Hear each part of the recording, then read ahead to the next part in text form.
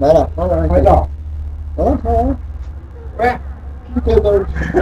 Vai falando aí, conta aí. Tomar no teu nariz também? Olha lá, gaúchado, ó. Olha lá, tá lá? Não, é gaúcho, Vamos né? lá, tio. Olha lá. Né? Tá vendo, né? Ó. Gaúcho, a gente se conhece, né? Agora. Olha, então. Mas não apresentar eu também lá na tele também, né?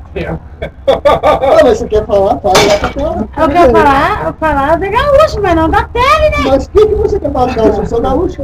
Eu tô falando do zóio do gaúcho, que é esse daqui. Não, esse não é gaúcho. É o mais espirrado. É que Esse né? espirrado. Ele é bem gaúcho, porque eu conheço gaúcho, porque eu tenho o CD de gaúcho lá em casa. Sou lá de Caxias. Ah, você é de Caxias? É bem gaúcho. É de Caxari, tudo de Caxarinho?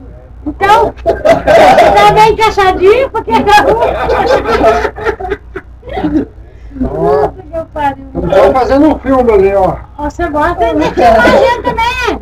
Não, mas você não quer aparecer na câmera? Não, eu não quero aparecer na câmera, eu queria ver ele, não eu. Você sabia que o Brasil inteiro tá vendo você agora? Não importa, o importante é ver eu. Então, você tá vendo Como você? eu sou bonita. Ah, não. Como Dá eu uma sou... desfiada lá. Você velha, você Mostra que velha. você é bonito, vai. Dá uma Escuta desfiada. aqui, Ah, como eu sou bem, né? Deu uma. Dona de casa, tá? Aham, ligado? pai, ripa e... Deixa eu ver, deu de animais e tal. Sou meia tomada de cerveja, mas eu sou uma pessoa Mas você não é honesta. gaúcho. Não, eu sou brasileira. Ah, você é brasileira? Gaúcho o que é? Sou brasileira. Eu não sou gaúcha, não.